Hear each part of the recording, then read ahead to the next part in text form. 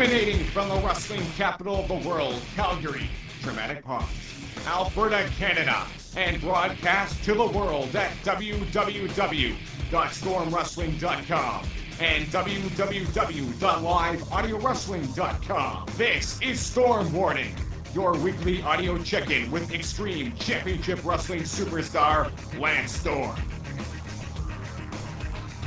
I think we have to change that intro now to say one half of the ECW Tag Team Champions, Lance Storm. Lance, congratulations. Thank you. How'd you like the match? I was pretty happy with it. It came together fairly well in the back, and then it seemed to go relatively smooth in the ring, so I was pretty happy. When did you find out you guys were going over? Well, there was, I was told several different times, but never really believed it until, that day, and we were putting things together. So it's sort of, I don't know when the exact time was. Mm-hmm. You've obviously had a chance to look at it. You've had a chance to watch the video. What'd you think? Of the show itself? No, of your match. We're gonna get to the show in a second, but of your match specifically. I thought it was pretty good. I think it could have maybe, perhaps put in a few more minutes in the ring. Uh-huh. It didn't have a whole lot of actual wrestling in the ring, which I always like to get, but I thought on the whole it was a really good match. Would have been nice had the cameras caught PJ and I going through the tables off the stage. But well, that's the thing. Yeah, no one knew you went through a table. Yeah, I went through one, and PJ skipped off one like a stone. Ouch. I guess there was some older tables and some newer ones, and fortunately I got the newer ones. He got the old ones that were still put together when things were made properly, and they held up. How does he feel? He seemed okay. It was just one of those ones where it just sort of jarred him at first. It was like, oh, geez, and then he went to the floor. But he's fine now. So what's the first order of business for you guys? As far as I know, just from what from the TV, I'm assuming we've got Danny Doring and Roadkill, because they had a match I think on the TNN show where the winner got the shot at the next champs, which is us. Mm-hmm. So I would imagine we'll probably work with them on the road a fair bit. Mm-hmm. I'm hoping Paul might be able to bring in some high-end babyface tag team for us of some kind. Yeah, you were mentioning a while ago that you were thinking about bringing in a couple guys from Japan. I'd love to see Jado and Gato from FMW. I worked with them both when I was in War, and Jado's a really good worker, and Gato is great. Right. He worked the one Super J Cup in Japan and actually stole a show the one time. Mm-hmm. He's just a top-shelf worker, and they really sort of have really bizarre charisma to them. They actually have like sort of Dusty Rhodes style charisma, oddly enough, when they do promos. Oh yeah. I think they'd get over huge, and I think we'd have great matches with them. Can they speak English? Yeah, relatively well. Like they're not going to, teach an English class or anything, but they can communicate. Oh, great. Let's talk about the rest of the Guilty as Charged pay-per-view, which many people are calling the best pay-per-view of the last maybe 2 years. First matchup, Mikey Whipwreck versus C.W. Anderson. What do you think? I thought it was a really good opener. It was an entertaining match. It kept moving, and it didn't do anything that no one, that the other cards couldn't follow, which is what's good for an opener. I thought the finish was really good. It was only, about 5 minutes, I think, but it was just really good old-school wrestling. I thought it was really good. I think CW's got a lot of potential to do things. Oh, totally. And is Mikey one of the best-kept secrets, or what? Yeah, it's funny. Like, I heard a report, and they talked about the fact that he's washed up at 26, and I don't see why. He's a really talented guy. Maybe it's just somebody being a bit too much of a mark, figuring, okay, he's lost in an opening match, he's washed up, but... Mikey's got a lot left in him, and I think we'll get to that eventually. Doring and Roadkill taking on Kid Cash and Supernova. What do you think of this one? Probably the worst match on the show, but still not a bad match. Just probably more due to the fact that there's just so many bodies involved. Right. Like, it wasn't really the fault of anybody that wasn't a great match. It's just with about 10 guys eventually being involved in the thing, it just got a little bit lost. But I thought everybody worked hard and did good stuff. I can't believe Cash did a dive like that with a jaw wired shut. Yeah, a lot of people don't know this. He broke his jaw on the Friday show in He broke Atlanta? his jaw Friday night, went to the hospital, had it wired shut, worked an independent on Saturday, and then worked the pay-per-view on Sunday. He's hardcore. He's a tough bugger anyway. Good for him. He worked this Saturday with Jerry Lynn, right? Yeah, he was supposed to have a single match with Jerry, and they ended up doing a tag, primarily just because of his jaw.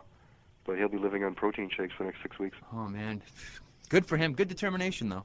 Ooh, he's a tough one. Dusty was back on the in the ECW fold. Your thoughts on how he was handled with Rhino? It was good. It'll be interesting to see. I don't imagine he's going to be having single matches with Rhino. I would imagine more than anything there'll be some kind of team effort with Carino and so forth. I know Carino was just thrilled to death to do stuff with Dusty. I guess he was a big fan of Dusty's in the past, or I guess still is. And the fact that he got to put on Dusty's cowboy hat and punk him out, he was just thrilled to death. Oh, I imagine so. Yeah, that must have been great. What happened with Sandman? How come he wasn't around? I know as much as anybody else. I was told in the back, as was everyone else, that it was a family emergency. Paul was quite serious, did not seem to have any heat or any indication that it wasn't legit. So I'm assuming there was some serious, thing Sandman had to deal with at home that Paul figured was legit enough to. I was told it was Paul that told him not to come to the show, not Right. Sandman saying I'm not coming. Mm-hmm. So it must have been something serious, and hopefully it got taken care of, and hopefully the fans weren't too upset that he didn't show. But sometimes you got to put your family first. So put to bed all those rumors that he didn't show up because he didn't want to do a job to Rhino. No, Sandman has always been, at least since I've seen him since he's been back, extremely business. And if he was to do the job, he would have done it. And I wouldn't be surprised if he was going to go over. So. The Dream Team match, Tajiri and Super Crazy taking on Jerry Lynn and Little Guido. This was a great match, I thought. Yeah, and I think probably most people expected it to be. All four of these guys have really put it out. Guido in particular, I've been a really big fan of lately. I just find his stuff very unique, the way he throws it, mission stuff. I find it really entertaining. It's really believable, isn't it? Yeah, his stuff is. It's a shame that he's not, 50 pounds heavier, or he would be, probably used a lot more. Mm-hmm. He works really, really hard, and his stuff's really good. Could be used like a Shamrock. He very well could be, yeah. He's managed to kick the comedy act that he was doing before, and which is kind of good because when he first wanted to ditch the whole comedy bit with Tracy, a lot of guys criticized him and said, you're making a mistake. You're not going to survive if you don't do the comedy stuff. And he said, if I fail on my own. I want to do this. Mm-hmm. And he did it, and he succeeded, and I think he, deserves credit for it. New Jack versus Angel, 2 jobs in a row for Jack on pay-per-view. Yeah, no kidding. I guess they, decided they've got to keep this alive because there's not that many guys that, can work that style and do stuff with him. So if Jack keeps beating everybody, it doesn't lead to a long program. So, this, it certainly isn't a match that I enjoy because I don't enjoy that style of wrestling. But the fans that do, I think, got what they wanted to see. Mm-hmm. Jack jumping off the top rope onto Angel in the, a Jeep hood lid by the looks of it. Yeah. And the big dive off the stands. And, it was, it's what people want to see at least once on a ECW show, and those guys delivered. Yeah, absolutely. Rob Van Dam versus Sabu. Better match than I thought it was going to be, honestly. Usually with those guys, you tend to see a couple missed spots, and I don't recall actually seeing any. They killed each other, as they always do. It'll be interesting to see what happens as far as Sabu, I guess, made the claim that if he didn't win the belt, he was leaving. Does anyone believe that for a second? Anymore in wrestling? Is that like the most outrageous stipulation to have on a match now? Well, the thing is, though, I don't think it was a stipulation. It was just an interview he did. So it wasn't a company stip. It wasn't a stip in a match. It was just him saying, I'm winning or I'm leaving.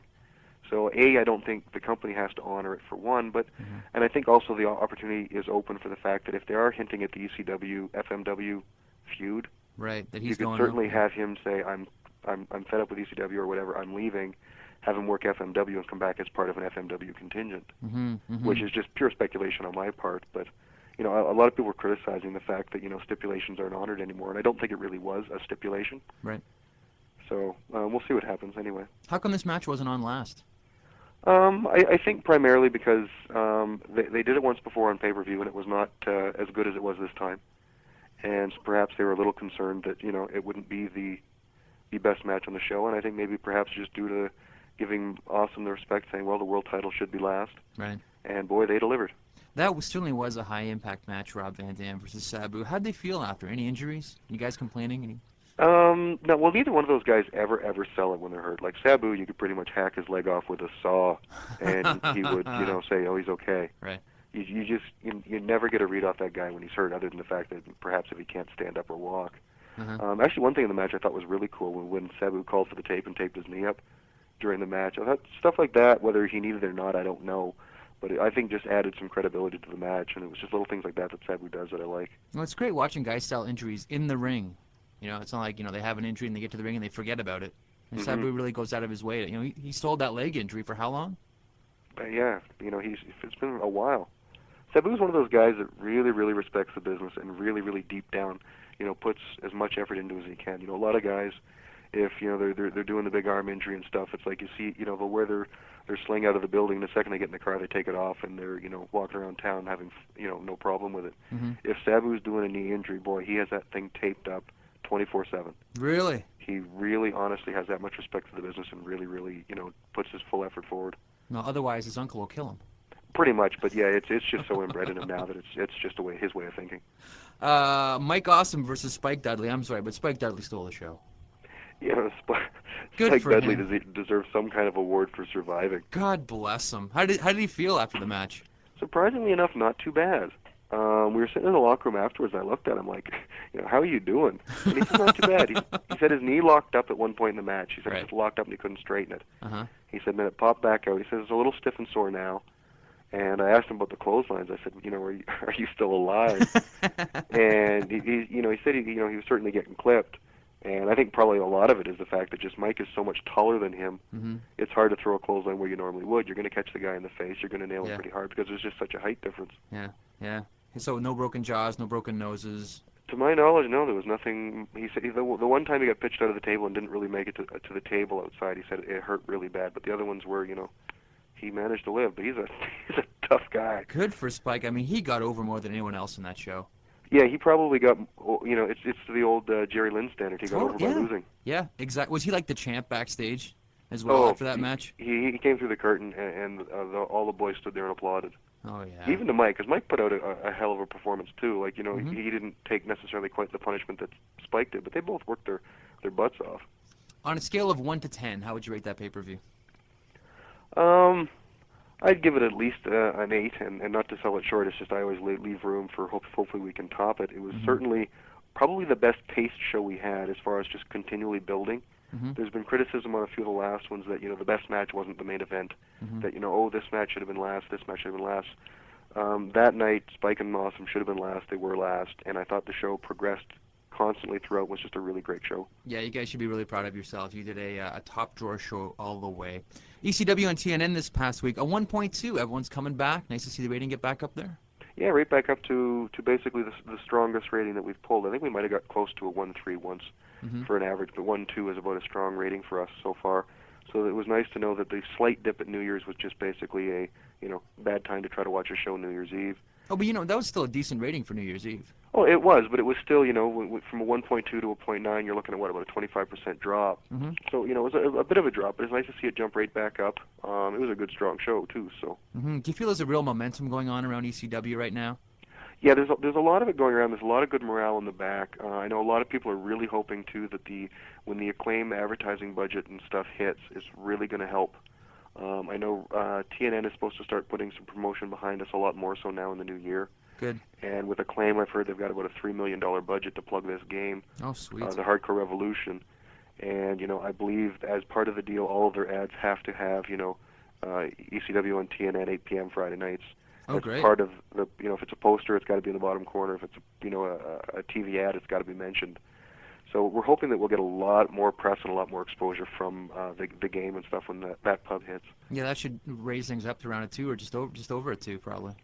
If we can hit a 1.5 and start climbing from there, it'd be nice. If we could hit a 2, that'd be phenomenal. Yeah, hey, man.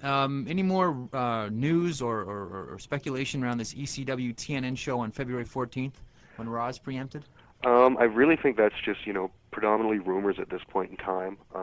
If it's, actually happening, then it's been kept a good secret as far as, legitimate planning. So I would imagine that a lot of plans would have to be laid at this point to get it done in time. Mm-hmm. It would be really nice to see, being that it's 3 days before Hardcore Thursday, it would be a good opportunity for Acclaim to promote the crap out of it and get some viewers.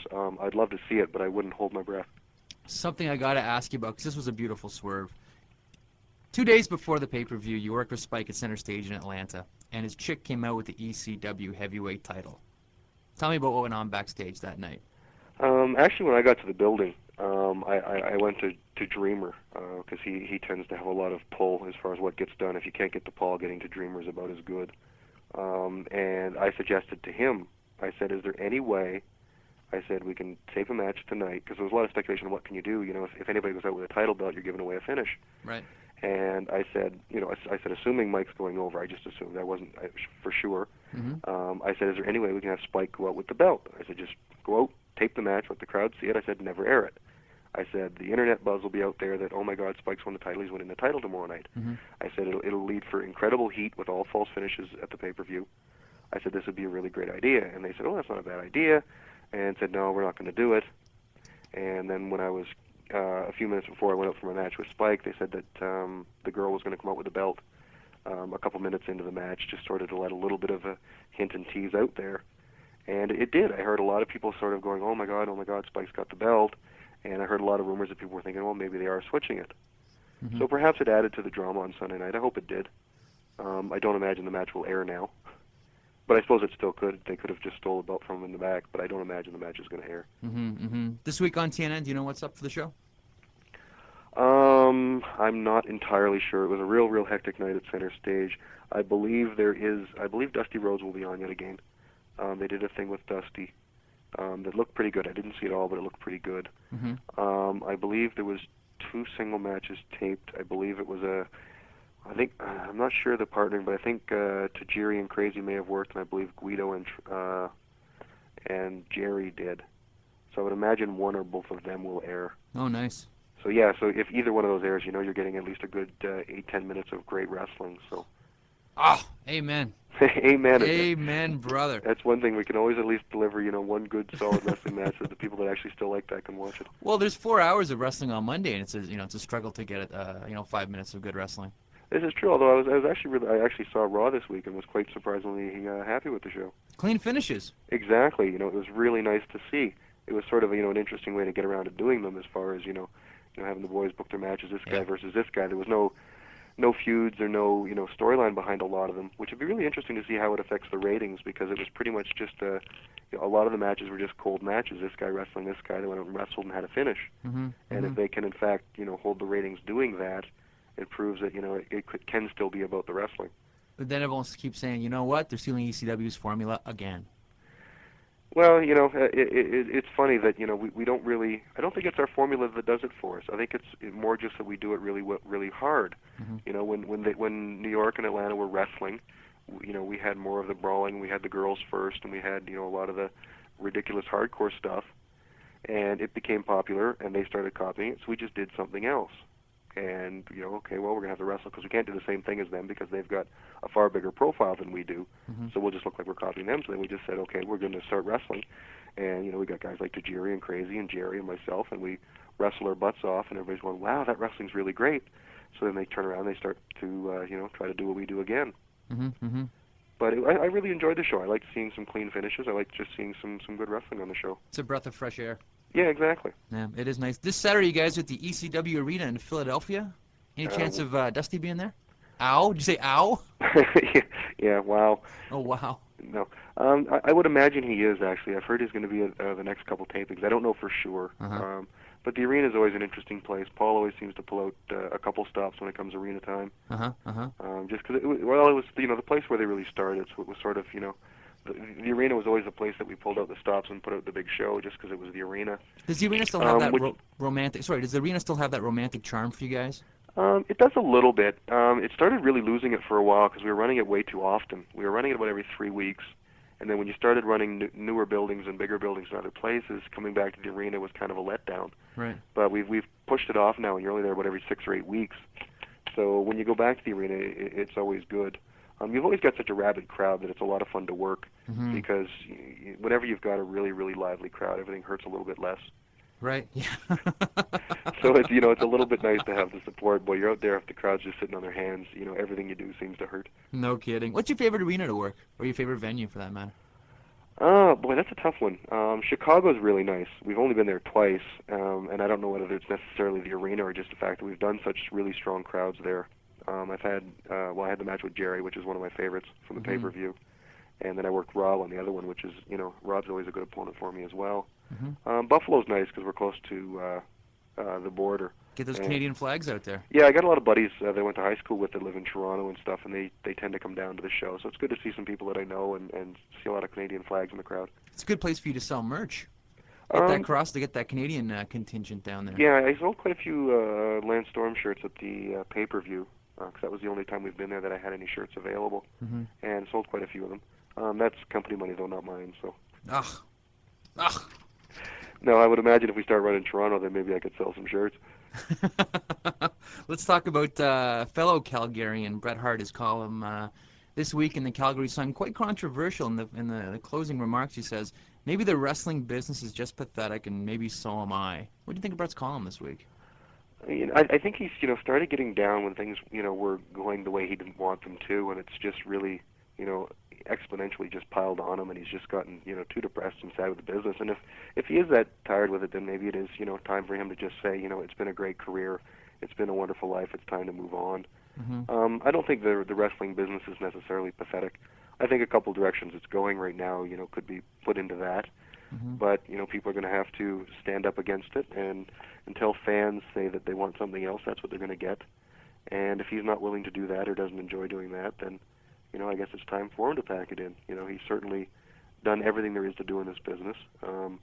He quite possibly is the best there is, best there was. I'm hoping maybe I'll be the best there ever will be, but we'll see what happens. But, if he's that sad and fed up with it, I think maybe he should just, step aside. I think the business is going to change and come back around. Perhaps he doesn't want to wait for that to happen, but I think it will. How's Brett received in Calgary these days? Is he still the big hero, or has the Hart star lost some of its shine? I think it's getting back again now a bit. Right after the Survivor Series thing went, he was like, of course, the hugest hero in the world. Right. And then I think, sports fans and wrestling fans are no different. That they're very, very fickle. And I think when he went and became a mid-carder for 2 years, the luster started coming off, a little bit. And it's certainly no fault of his. It was, the company that decided to take the hottest item in wrestling and turn him into a mid-carder for 2 years. But so some of the shine started to lose there, and then unfortunately after the Owen incident, I think at first, there was a lot of sympathy towards the family, as there should be. But then when he started getting into the war of words in the newspapers with Vince and with Davey and everything, I think people started getting tired of hearing about it. Which because there was just so much, like Calgary was bombarded so heavily after Owen died, that I think fans and just Calgarians in general started to burn out on it. Right. And then when they continued hearing it, and with Davey and then Neidhart going back, that just constantly story after story, that people started getting tired of it. And then I think when he finally came back and WCW started treating him well and he got the title and stuff, I think people started putting more stock into Brett. And I think now I think perhaps it's time. Time for a new Calgarian to grab the torch. Well, that would certainly be fine by me. But I think just that he's been the top guy for so long now, and he's accomplished everything, that perhaps it's just time to say that, both him and the wrestling business have taken two different directions. Yeah, what's left for Brett to do? I don't know what there is left for him to do. He's main evented every show there is. He's held every title there is. He's, had matches of the year. He's done everything. He certainly was, and is probably one of the best wrestlers that, actual wrestlers in the ring that there ever was or will be. So he's done it all. And I would like to think he's got enough money in the bank by now that he can retire if he wants to. Yeah, probably true. Let's get to a few Lance Storm questions, some emails here. This one comes in from John Pollock. When you get into an arena and you meet up with your opponent, what is your meeting like with your opponent, and how do you plan the match or the moves, etc.? And is it ever difficult planning a match with any opponent? It's pretty much different depending on who you work. Some nights you'll just go out in the ring and you just do what happens. Just completely just wing it and go out there and do it. Other times, a lot of times on the road, you'll work the same guy, night in and night out, and a lot of times you'll just take stuff you've done before and just sort of rearrange it all. So it really depends on the guy. Some guys are harder to deal with than others. Certain guys, have to work their style of match, and that's all there is, and you have to work around them. Other guys can pretty much go whichever way you want. I think Jerry's really good at that, in that he can pretty much go any way you want. If you want to do just a high spot crazy match with, Super Crazy or with Rob, he can do that. If you want to, do a C.W. Anderson, old school wrestling match, he can do that. So it really is different with every single opponent you deal with. Generally speaking, the guy with the most experience or who's been in the business longer is going to have the final say, and usually the guy who's the younger will respect that and see what he wants to do first. Right. Your match with Jerry at Anarchy Rules, just right off the top of my head, it's the first one that comes to mind. Did you guys call that match on the fly, or how much of that was did you go over before you went in the ring? A fair bit of it. Obviously, the really lengthy spots and stuff went over beforehand. That one fish out of water spot was one of the best things I saw on pay-per-view all last year. Yeah, well, thanks. But yeah, we'd done a lot of that even just on the road because we've been working each other a lot.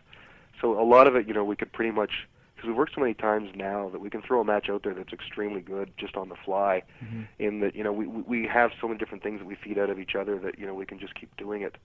We had a match, it was like a three-way dance or something, the one time with the Dudleys and him and somebody else, I don't remember who else was in it.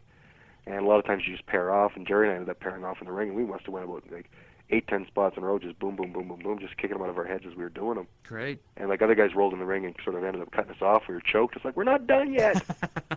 Because you can just get on a roll because it's somebody that you've worked with a lot. Right, right. This one comes in from James Kim. This is a really thoughtful one. Hi, Lance. Juicing is a part of the wrestling business, no question. However, isn't there a certain element of risk from, God forbid, AIDS? Do wrestlers get tested before juicing? Well, there's certainly a risk, but there's a risk with everything that we do. To my knowledge, the companies here don't test specifically for it.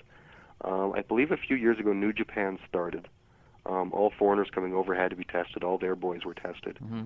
All Japan, I think, at one point just decided they just cut out blood altogether. Other than, of course, getting a really, really stiff forearm in the chin, which they do too. But as far as blood, they pretty much don't have the blood matches like they do over here.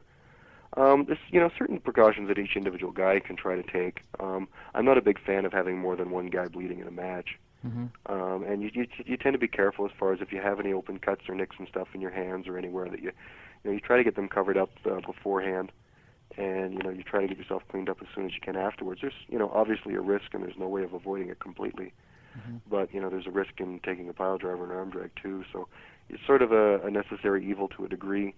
Some guys just completely outright won't be involved in a match with blood. But unfortunately, sometimes it's called for. So it's a risk you have to take, and guys try to avoid it as much as you can. Other guys, don't seem to bother them. So other guys, it's a whole gimmick. Yeah. This one comes in from Ron. Hi, Lance. Just wanted to congratulate you on winning your half of the tag team championship. It's been a long time coming to have the gold around your waist. I look forward to when you and everyone comes down to Fort Lauderdale later this month. I just wish ECW did more shows down here. I have a question. How does someone get pushed in wrestling? What I'm talking about is a guy like Goldberg that has no wrestling talent and was put into the spotlight where there were other guys that were more talented. Is it behind-the-scenes politics, or who you're friends with, or what makes it happen? I've been watching wrestling for years, and it's amazing to me to see guys like yourself, Sabu, Rob Van Dam, Mankind, Chris Benoit, Owen Hart, and others that have tremendous talent and don't get the mainline push like Goldberg or Raven, who I think has a stupid and boring gimmick. Wow. That's stiff. Well, it's pretty much all of the above, really. There's a lot of politics involved. There's a lot of your abilities, sometimes who you know. A lot of it is, and it's one of the most, I think, overrated things in the business is the look. There's a certain look that a promoter sees. He looks at a guy and says, that's money. And Goldberg was that case. I think they were looking for a Steve Austin-esque character. This guy fit the bill. He was better built than Austin, had the same look, and I think they decided we're going to make this guy a star before Austin peaks. And they certainly made him a star, but nothing to the caliber of Austin, because Austin had that charisma, the intangible that you just can't do. It just he had that emotional bond with fans. But a lot of times it's a look. That's why, if you read Mick Foley's book, he was constantly told he didn't have that look. Right. You're never going to be a star. You don't have the look. Well, he proved them wrong, because there are other factors. Going out there and having good matches, or getting a good pop for a reaction from the crowd. Promoters see that. A lot of time it's political pull. Convincing people. Once you start getting getting yourself over, then you start having a little bit more pull, and forcing people to do things you want to do. So it's a real, all of the above, a million different things. You can, if I go to the WWF tomorrow, if The Rock or Hunter for some reason don't like me, I'm never going to get a push, because they're the guys on top, they're the guys that have the power. If I go there and happen to get along great with Hunter, I get along great with Rock, everybody likes me, Vince thinks I have the look, I'm going to be a star. So there's so many different factors that all pile up on you that it's really hard to say one reason why or not. It obviously just comes down to what the promoter thinks is going to make money. Which is pretty much the bottom line in every business. So it's you can never really tell why different people are getting pushes. There's a million different reasons. This one comes in from Steve. Steve says, in just a few short weeks, your site has become my most visited wrestler website. Keep up the good work. Quick question for you. You have a hell of a body. What's your diet like? Well, actually, my diet isn't as complicated as a lot of people would think. I pretty much just avoid all desserts and crap. No cheese. No, what else? Well, I can't even think right now. No cheese, no butter, no peanut butter, nothing like that. I don't eat any desserts. Pretty much that's it. I really avoid fat in my diet. I try to keep my protein up. Carbs earlier in the day than later. Other than that, it's not really all that complicated. I exercise a lot and don't eat anything with high fat. What about beer? I don't drink at all, which I think is a big asset. Right. No alcohol whatsoever, which I think helps. I think a lot of guys, even the boys, that aren't as lean, or people in general. It's like you go out late at night, which is the worst time to be consuming stuff because you're going to be storing it instead of burning it off. You go out and have a half a dozen to a dozen drinks in the evening. Get the munchies, start cramming down junk food at 2 o'clock in the morning. That's when you're going to really, really pack on the weight. So I don't. I try to avoid eating a whole lot of carbs after a certain time in the evening, and just protein and avoiding alcohol, I think, is a big thing. A good diet really helps your body heal naturally too, doesn't it? Yeah, I think it does, and just keep giving the fuel that you need to recover as far as protein and so forth. But I think also a big part of mine is the rest that I get. The fact that I don't go out and party at night, that I go back and get a good night's sleep is a big thing to help your body out. I'm actually hoping to get up a really detailed workout schedule, lifestyle schedule, and so forth up on the website as far as my training goes. It's just taking a lot of time. Good idea. Yeah, good idea. This weekend, we mentioned already, Saturday, you guys are at the ECW Arena in Philadelphia. What else you got on tap this weekend? We got a Friday show in Danbury, Connecticut, I believe. I don't even know where that is. Up near PJ's house, I believe, Justin's. That show, and then the Saturday show, just a 2-day loop, so it'll be nice and easy for us. Perfect. We'll talk to you next week, Lance. Thanks a lot. Good luck this weekend. All right, thank you. Fans, if you want Lance to answer your questions on this show, email us at lancestorm@home.com. And don't forget to check back often at www.stormwrestling.com, the official website of Lance Storm for news, updates, and commentary. Retransmission in whole or in part of this broadcast without the expressed written consent of Lance Storm and live audio wrestling is strictly prohibited.